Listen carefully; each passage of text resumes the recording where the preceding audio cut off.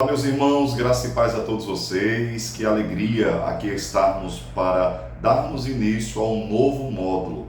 Nós estamos no módulo de História da Interpretação. Semana passada nós tivemos o nosso primeiro encontro, hoje daremos continuidade e eu gosto muito de fazer algumas observações. Esse módulo de História da Interpretação, ele lhes dará condições de vocês terem uma visão panorâmica desde o contexto pré-cristão, como os judeus interpretavam as Escrituras ao longo de todo o período do Antigo Testamento, avançando um pouquinho mais para o judaísmo rabínico, período apostólico, Idade Média, até chegarmos ao período da Reforma Protestante. Então é importante que você não apenas assista às aulas, mas também faça as leituras para que você tenha uma noção mais aprofundada de cada um desses elementos. No nosso primeiro encontro, nós trabalhamos a primeira parte, que foi a questão da interpretação pré-cristã, e uma das coisas que nós ressaltamos a sobejar na primeira aula foi o princípio da alusão intrabíblica. Vocês estão lembrados que quando nós falamos sobre alusão intrabíblica, era um método interpretativo que até mesmo precedia a formação do cânon, que tinha como característica os próprios escritores bíblicos fazerem menção, se reportarem a fatos, acontecimentos ou experiências anteriores, pretéritas. Nós precisamos sempre considerar aquela linha do tempo quando falamos sobre o cânon das Escrituras, que a Bíblia Sagrada não foi toda escrita em um mesmo momento, mas que ela foi sendo escrita ao longo daquele período de aproximadamente 1500 anos. Então você tem, às vezes, o autor bíblico em um dado momento da história se reportando a experiências anteriores e de alguma maneira inserindo dentro do texto sagrado, tá certo? Então isso foi o que nós pontuamos de maneira abrangente na aula passada sobre a alusão intrabíblica. Hoje nós vamos progredir um pouco mais. Nós vamos avançar falando principalmente sobre o judaísmo rabínico. Qual era a característica do judaísmo presente, não só no contexto de Jerusalém, mas vamos observar também alguns outros contextos, como até mesmo na Babilônia, como os rabinos judeus, eles lidaram com o texto sagrado, eles interpretavam o texto sagrado, quais eram os princípios, quais eram os métodos, como eles se aproximavam da Bíblia. Então tudo isso nós vamos trabalhar na nossa aula de hoje.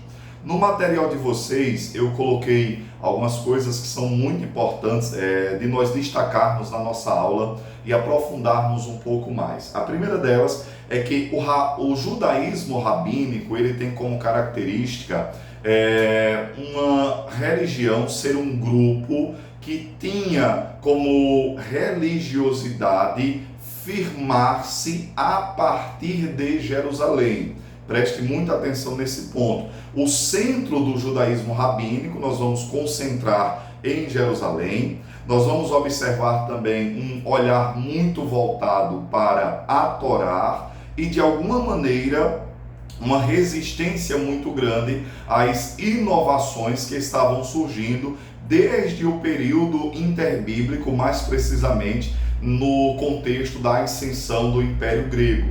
Algumas coisas eu quero ponderar aqui com vocês. Pelo menos 3 pilares são muito importantes de nós destacarmos para entendermos adequadamente o judaísmo rabínico. O primeiro deles é o próprio conflito existente no contexto do primeiro século. Eu acredito que vocês estão lembrados que no período anterior a Cristo, mais precisamente com a ascensão de Alexandre o Grande, o Império Grego, nós temos ali uma propagação muito forte da cultura que nós chamamos de cultura helênica, cultura grega. Então, esta cultura grega, ela colocou os tentáculos em praticamente todas as áreas do saber. Então, essa pressão grega, ela também influenciou a teologia. Então, por exemplo, quando você observa as investidas de Alexandre, as investidas da cultura grega, elas influenciaram a língua, influenciaram os jogos, a filosofia, a maneira de ver o mundo, a cosmovisão, ela foi influenciada também pela cultura grega.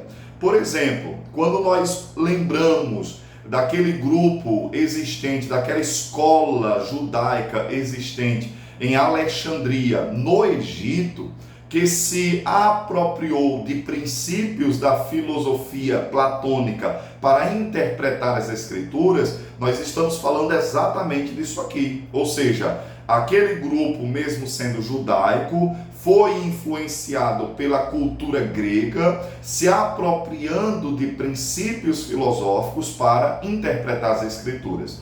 Então, o judaísmo rabínico, centrado em Jerusalém, ele de alguma maneira vai resistir a esse movimento que foi influenciado pela cultura grega. Fez sentido para você agora? Então, quando eu falo sobre o judaísmo rabínico, centrado em Jerusalém, eu estou falando de um movimento de resistência a um grupo que fora influenciado pela filosofia grega e, consequentemente, estava usando esses princípios na interpretação das escrituras. Uma outra coisa também que é importante para entendermos o próprio judaísmo rabínico é o foco, porque veja, enquanto que lá em Alexandria, no Egito, a partir dos princípios filosóficos, há outros focos hermenêuticos interpretativos, o judaísmo rabínico centrado em Jerusalém, ele tem como foco principal a Torá. E quando eu falo sobre a Torá, eu estou me referindo aos 5 primeiros livros da Bíblia, que também chamamos de Pentateuco, tá certo? Então, o judaísmo rabínico, ele tem como enfoque, como olhar, como prioridade, tratar destes 5 primeiros livros. E nós vamos observar que eles desenvolveram comentários, que eles desenvolveram métodos interpretativos, princípios de aproximação desse texto. Então é muito importante que nós compreendamos esses pressupostos. E em terceiro lugar, se eu quero compreender esse judaísmo rabínico, eu atento para 3 coisas: uma religião centrada em Jerusalém, ferramentas, a própria Torá, e um foco, de alguma maneira, é uma aversão, uma distinção entre a maneira como eles lidavam com o texto sagrado e, consequentemente, aqueles que se apropriaram de ferramentas e princípios mais filosóficos, tá bom? Então essas 3 coisas é importante que você tenha em mente quando você se propõe a estudar o judaísmo rabínico, o judaísmo presente nas escolas, nas sinagogas, no próprio templo, ali no contexto em que o próprio Cristo manifestou, viveu e existiu, tá certo? Queridos, é interessante nós compreendermos também que o judaísmo rabínico, ele produziu algumas obras que eram extremamente importantes, não apenas no passado, mas hoje em dia ainda costuma-se consultar e se apropriar desses textos. As 3 obras que eu destaquei no material de vocês são elas. A primeira é uma obra conhecida como Mishnah, e Mishnah, que tem um sentido de repetição, estudo, revisão, nada mais era do que comentários, ensinos. A Mishnah, ela se dedicava em apresentar os ensinos orais que foram produzidos pelos grandes rabinos, que eram opostos, antagônicos, contrários, diversos, dos 2 grandes nomes, de Hillel e Shammai. Hillel e Shammai eram 2 grandes líderes e 2 grandes escolas existentes no contexto judaico do primeiro século. Quando eu falo sobre a Mishnah, eu estou me referindo a comentários que foram produzidos por rabinos que eram contrários a essas duas escolas, tá certo? A Mishnah, ela a princípio era apenas oral, mas por volta do ano 200 depois de Cristo, esses relatos orais tomaram a forma física. Então veja, o primeiro texto, o primeiro agrupamento de textos produzido pelo judaísmo rabínico, que é famoso e é importante nós compreendermos, é a Mishnah. E a Mishnah consiste em, a princípio, relatos orais de grandes rabinos, de grandes mestres da lei, de grandes estudiosos da Torá, e que no ano 200 depois de Cristo fora produzido materialmente falando, tá certo? E a partir de então as pessoas passaram a ter mais acesso. Então esse é o primeiro texto, a primeira literatura produzida dentro desse contexto do judaísmo rabínico. A segunda obra que eu quero destacar com vocês é o Talmud. Talmud significa ensino, estudo. E qual é o papel do Talmud? Talmud, ela é uma das obras mais importantes, tá certo? Juntamente com a Mishnah, ela é uma das obras mais importantes. E nós podemos pegar o Talmud e subdividir em dois grupos. Então você tem dentro do Talmud a própria Mishnah e você tem dentro do Talmud o Gemara. E o que seria esses dois ou qual a diferença? A Mishnah, eu já falei com você, eu já tratei com você, que seria esses relatos de rabinos que faziam oposição às escolas de Hillel e Shammai, que a princípio era oral e converteu-se para o material produzido, escrito e tudo mais. E a Gemara era exatamente comentários e debates rabínicos sobre essa Mishnah, que é a tradição. Essa tradição, a princípio oral e que depois fora escrita, nós temos o Gemara, que eram comentários sobre eles, tá certo? É como se, por exemplo, nós pegássemos tradições de grandes nomes da história. Vou trazer um exemplo aqui bem simples. Se pegássemos, por exemplo, os escritos de Agostinho, Tomás de Aquino e escrevêssemos comentários sobre eles. Então o Gemara, ele tinha e tem esse papel. Era comentários sobre esses ensinos ou debates sobre os ensinos dos grandes rabinos, tá certo? Quando você pega esse Talmud subdividido em Mishnah e Gemara, nós observamos que há alguns tipos de Talmudes. E aqui eu quero fazer uma observação muito importante com vocês. Porque os dois principais e mais conhecidos, mais famosos Talmudes são o Talmud babilônico, que também é conhecido como Talmud Bavli, e o Talmud de Jerusalém, que é o Talmud Yerushalmi. Esses dois Talmudes, eles são importantes. Mas eu quero que você observe que este primeiro Talmud, ele é um Talmud de origem babilônica. E talvez você já possa levantar a seguinte questão: como assim? Eu não entendi. Então quer dizer que havia um agrupamento de escritos ou uma comunidade judaica existente lá no contexto da Babilônia? Olha que coisa legal. Vocês lembram a importância da Babilônia na história da nação de Israel? Vocês lembram que foi a Babilônia que levou o povo para o cativeiro lá no período do ano 586, mais precisamente antes de Cristo? Lembram disso? E que 70 anos depois, esse povo foi liberto por um imperador medo-persa conhecido como Ciro, e eles voltaram para Jerusalém para reconstruir o templo, a cidade e de alguma forma a espiritualidade do povo em Jerusalém. Agora, veja que coisa interessante, nem todos aqueles que foram para o cativeiro babilônico retornaram para a sua pátria. Nem todos aqueles que foram para a Babilônia voltaram para Jerusalém. E os historiadores observam que lá na Babilônia, tá certo? No atual Iraque, ficou uma grande comunidade judaica naquele contexto, sob agora o poderio e o governo do próprio Império Persa. Então olha que coisa legal, lá na Pérsia eles tinham muita liberdade para exercer e viver a sua fé monoteísta e judaica.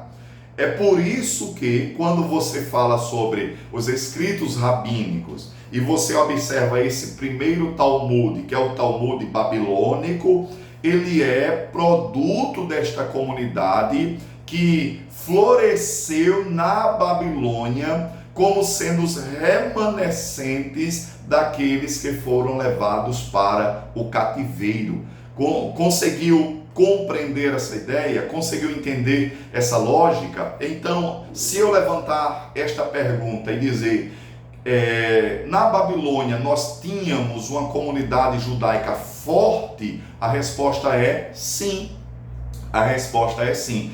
E tão forte que alguns entendem que este é um dos principais Talmudes, tá ok? Esse é um dos principais escritos rabínicos vindo lá da Babilônia, que tem uma riqueza muito grande. E o outro, logicamente, fora compilado na Terra Santa, em Jerusalém, que é o Talmud de Jerusalém, ok? Então, trocando em miúdos aqui para que vocês compreendam, eu vou destacar três dos principais escritos do período rabínico. O primeiro deles, já falamos que é a Mishnah, a tradição a princípio oral que foi escrita no ano 200 depois de Cristo, a tradição dos grandes ensinadores e mestres do judaísmo. Você tem o Talmud, e o Talmud divide-se em duas partes. O que é o Talmud? Você tem escritos que apresentam debates sobre a Mishnah, e esses debates nós chamamos de Gemara, tá certo? Então o Talmud ele tem duas composições, ele tem a Mishnah, que é a primeira parte, que é a própria tradição, e ele tem o Gemara, que são os comentários sobre essa tradição. Quando eu falo sobre esta conjuntura e estrutura que eu chamo de Talmud, eu tenho duas espécies. A primeira delas é o Talmud babilônico e a segunda é o próprio Talmud de Jerusalém, tá certo? Tome nota disso aqui, coloque de maneira separada no seu material para que você consiga contemplar essas divisões e subdivisões. Além desses dois grandes escritos, eu coloquei no material de vocês um outro que são os Midrash. Rememorando, eu tenho a Mishnah, eu tenho o Talmud e eu tenho o Midrash. São os três principais escritos do contexto rabínico. Lembrando, nós já estamos ali dentro do período mais ou menos contemporâneo ao próprio Cristo, tá bom? Da mesma época das grandes escolas de Shammai, de Hillel, é deste mesmo período que nós estamos falando. O que seria então esses Midrash? No material de vocês eu coloquei a seguinte definição: o Midrash é uma coleção de escritos que explora e interpreta narrativas bíblicas, agora olha o detalhe, oferecendo explicações e comentários sobre os textos da Torá. Deixe-me esclarecer essa definição. O que seriam os Midrashes? Os Midrashes são comentários feitos acerca de determinadas passagens da Torá, principalmente em que pese questões de difíceis interpretações.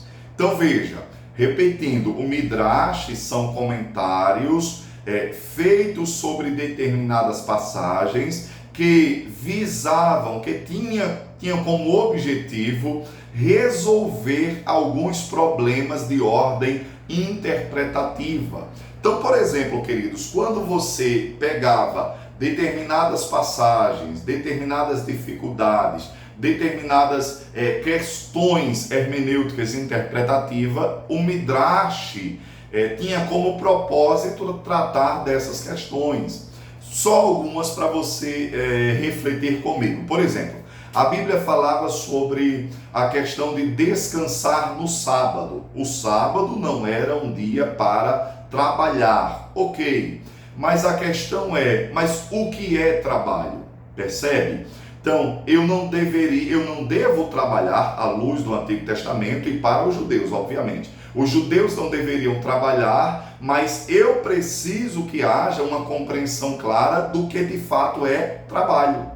Então, esses aspectos aqui eram tratados exatamente através dos Midrash. Os rabinos comentavam esses textos, dando explicações, o que de alguma maneira poderia facilitar para um intérprete das Escrituras. Nós costumamos chamar isso aqui de alguma maneira, você argumentar por meio da autoridade, é o argumento da autoridade. É quando você evoca, é quando você chama um nome de peso para respaldar a sua opinião sobre determinada coisa. Então era basicamente isso. Utilizava grandes nomes, interpretando determinados assuntos para que, por meio disso ou de tais argumentações, conseguisse defender uma ou outra posição. Compreendeu essa questão? Nós observamos que dentro dos midrashes nós temos também dois tipos ou duas subespécies. Da mesma maneira que eu falei para vocês que o Talmud, eu tenho dois tipos de Talmud, tá bom? O babilônico e o de Jerusalém. Dentro dos midrashes eu tenho dois tipos, que primeiro deles é o midrash Halaká, que lida com as interpretações judaicas propriamente ditas, e também o midrash Agadá ou Haggadah, que lida com histórias, lendas, contos, ensinos éticos dos judeus. Então são esses dois grupos ou duas subespécies dos midrashes.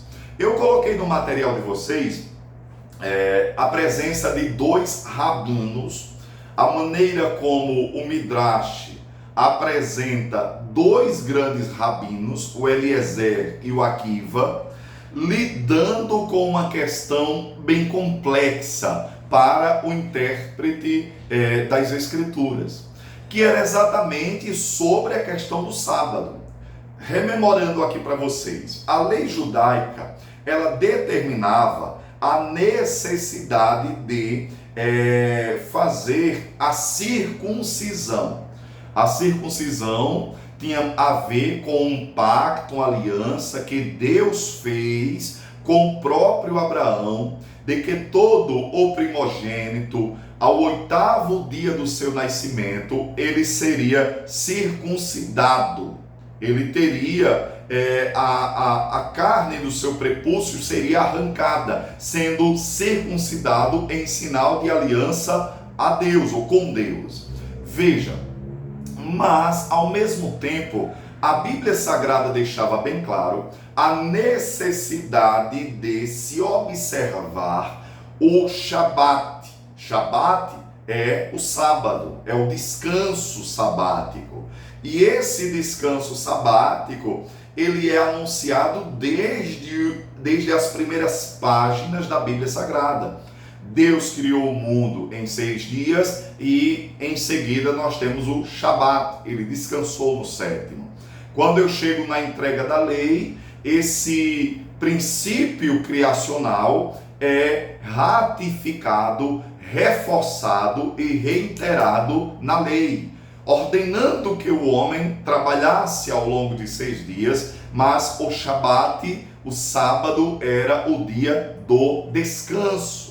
Agora olha que coisa legal, Por um lado, eu tenho uma lei que determina que ao 8º dia o menino, aquele do sexo masculino, deve ser circuncidado. Mas eu também tenho uma lei que determina o descanso obrigatório no sábado, certo? Agora, digamos que uma criança, ela nascesse no sábado e ela precisaria ser circuncidada com 8 dias, e contando 8 dias cairia exatamente no próximo sábado. Olha que coisa, ela deveria ser circuncidada no sábado, e aqui eu já tenho uma tensão. Qual é a tensão? O sábado deve ser observado criteriosamente, estritamente, e não deve se fazer nada, ou eu posso abrir uma concessão para a circuncisão, sendo que a própria lei determina a obrigatoriedade de circuncidar o menino ao 8º dia. Vocês percebem que nós temos aqui uma tensão teológica? Eu devo observar o princípio do descanso ou eu devo observar a lei atrelada à circuncisão? Eu tenho 2 leis, eu tenho 2 princípios, eu tenho 2 mandamentos. Qual dos 2 deve ser observado? Qual dos 2 é mais importante? É mais importante, se é que nós podemos fazer esse juízo de valores sobre uma lei, um princípio e um mandamento. Então veja, eles de alguma maneira precisavam lidar com isso aqui. Eles tinham que responder essas questões. Eles tinham que enfrentar essas problemáticas interpretativas. Então, como é que eles conseguiam ou enfrentavam essas dificuldades? Lógico, recorrendo à interpretação dos grandes homens de Deus, dos grandes líderes, dos grandes rabinos, dos grandes estudiosos. É exatamente aqui que nós temos o Midrash. São essas interpretações, queridos. São essas abordagens sobre passagens da Torá que não eram fáceis de se interpretar.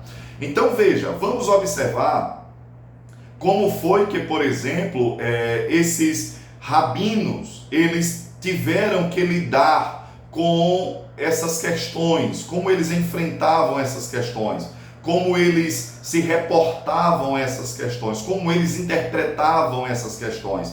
E nós vamos compreender que, ao lidar com esses textos, eles, utilizando desses escritos rabínicos, tá certo? Eles tratavam esses textos tentando fazer algumas ponderações. Nós vamos observar, e eu coloquei para vocês aí a citação do Eliezer e também do Akiva, e vocês vão observar que um deles é mais rigoroso, é mais fechado, é mais estrito, enquanto o outro é mais ameno, é mais tranquilo. Então, por exemplo, o Eliezer, sobre essa questão, ele diz o seguinte: se alguém não trouxer um utensílio usado para circuncisão na véspera do Shabat, ele deve ser trazido publicamente no Shabat. E em tempo de perigo, quando alguém pode cobri-lo na presença das testemunhas. Você conseguiu observar que a interpretação do Eliezer, ela é um pouco mais livre, ele é mais permissivo, ele é mais tranquilo? Porque veja, ele declara que se alguém se esquecer de trazer um instrumento que será utilizado na circuncisão, não tem problemas se ele trouxê-lo, se ele pegar esse instrumento e trazê-lo, melhor dizendo, no dia do sábado. Isso aqui, queridos, é muito legal, porque veja, eu tenho alguém que já é mais à vontade, já é mais livre, já é mais ameno, não é tão exagerado no quesito interpretação, ele abre uma certa, ele flexibiliza, ele é mais conveniente nesse aspecto propondo o quê? Se não trouxe no sábado, não tem problema, traga no sábado. Isso não vai colocar em xeque a guarda do próprio sábado. Em tempos de perigo, ele também declara que poderia até mesmo cobrir esses objetos para que ele não chamasse a atenção. Por outro lado, veja o que diz o Akiva. O Akiva, ele dizia o seguinte: todo ato de trabalho relacionado à circuncisão, que pode ser feito na véspera do sábado, não despreza o Shabat. Mas o que não pode ser feito na véspera do Shabat, despreza o Shabat. O que, trocando em miúdos, eu vou explicar para vocês o que ele está dizendo. Ele está dizendo o seguinte: olha, aquilo que pode ser feito no sábado deve ser obrigatoriamente feito no sábado. Ou como, por exemplo, a circuncisão. Ninguém poderia antecipar a circuncisão. Se a ordem ela deve ser feita no sábado, ou seja, no 8º dia, melhor dizendo. Então, se ela deve ser feita no 8º dia e o 8º dia cai no sábado, eu não posso antecipar, eu não poderia antecipar, ela tinha que ser feita no sábado.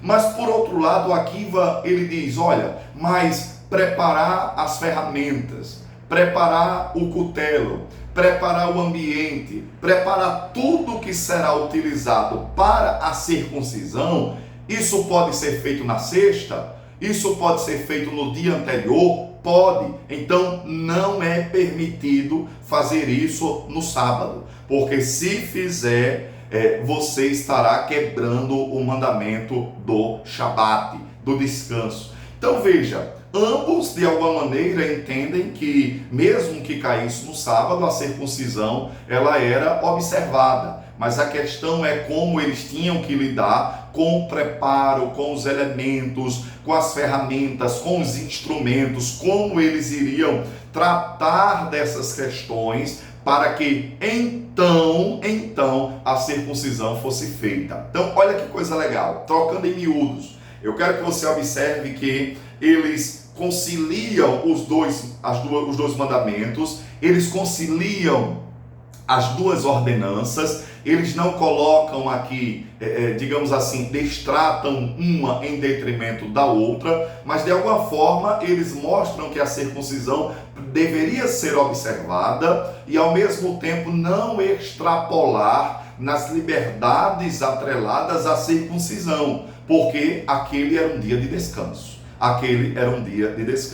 Então isso aqui é muito interessante, porque você consegue perceber a maneira como os judeus, os rabinos, os mestres da lei, eles interpretavam a própria Torá, sempre levando em consideração a tradição, outros escritos, outros mestres, outros ensinadores, para que só depois eles conseguissem extrair uma interpretação mais sólida, mais adequada, mais coerente em relação ao texto sagrado, tá certo? Isso é muito legal, porque algumas pessoas, elas às vezes perdem esse foco no quesito interpretação rabínica. A interpretação bíblica, ela sempre foi e sempre será feita levando em consideração esses outros aspectos. Então, por exemplo, quando nós interpretamos um texto, é como se nós estivéssemos subindo nos lombos de gigantes. Eu preciso compreender que antes de mim já surgiram inúmeros outros estudiosos, teólogos e pessoas preparadíssimas, e que eu não posso e não estou começando do zero. Ou seja, a nossa interpretação das Escrituras não é o início, não é o começo, não é o pontapé inicial, mas muitos outros já vieram antes de nós e já deram a sua parcela de contribuição. Os judeus rabínicos faziam exatamente isso. Eles entendiam que outros grandes nomes surgiram e, para tanto, eles se reportavam aos escritos orais, aos Midrash, a Mishnah, ao Talmud, e olhando para isso tudo, eles conseguiam ter uma interpretação mais coesa, mais adequada, mais cristalina. ok? Compreenderam essa lógica, entenderam a importância e a maneira como eles tratavam sobre o texto sagrado no contexto do primeiro século, ou seja, havia uma dependência em relação a outros escritos, havia uma necessidade de consultar outros textos para que só depois eles pudessem, logicamente, lidar com o texto sagrado. Queridos, é interessante você entender que mesmo com todo esse aparato, todo este ferramental disponível na interpretação dos textos, eles também não conseguiam chegar a uma unanimidade. Isso é muito importante. Você pega o contexto do primeiro século, o contexto do período de Jesus, e há uma pluralidade de interpretação em relação a vários aspectos. Só para vocês terem ideia, você tem os grupos ali como saduceus e fariseus, que entre eles há diferenças profundas. Saduceus tinham dificuldade em relação a anjos, em relação à vida pós-morte. Olha que coisa, quando você pega os fariseus, já tinha uma outra abordagem, uma outra maneira, uma outra forma. E isso sempre foi uma verdade. Então você pega o judaísmo, você pega os movimentos mais modernos, você pega o próprio catolicismo, e nunca houve uma homogeneidade, uma unanimidade, um pensamento único em relação a nenhum desses aspectos, tá bom? Então é importante que você tenha isso em mente.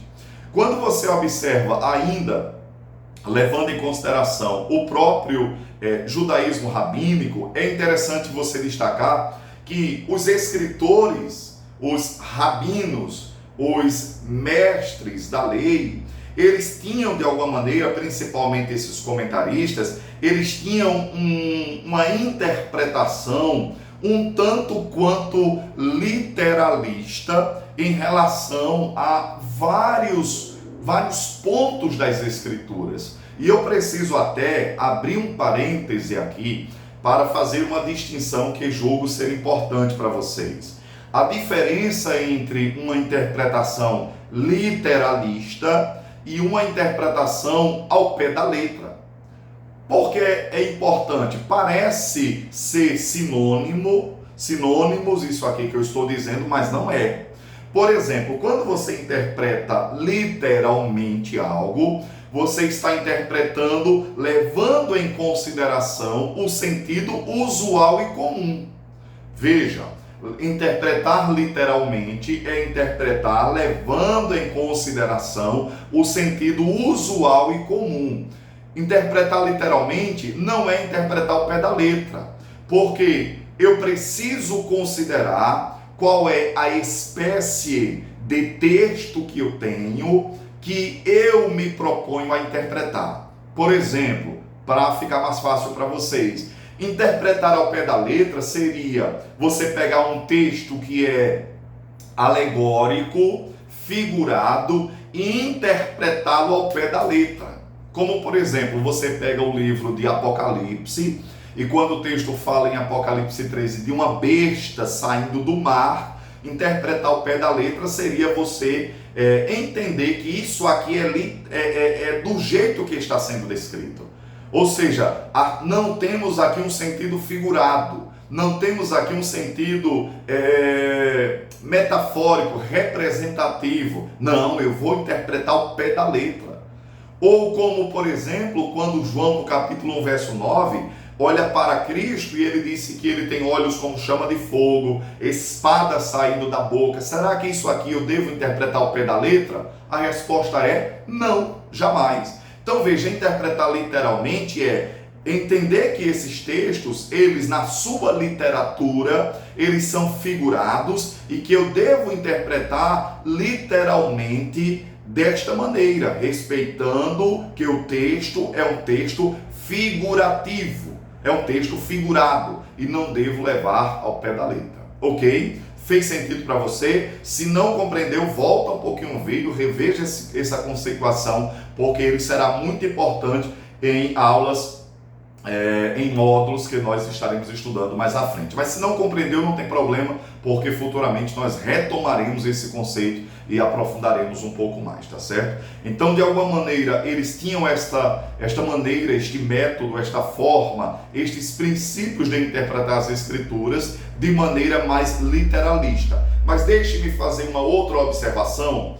Vocês lembram que quando eu falei sobre a influência grega, filosófica, lá em Alexandria, no Egito, a escola interpretativa que de lá surgiu, ela era extremamente alegórica, lembram disso?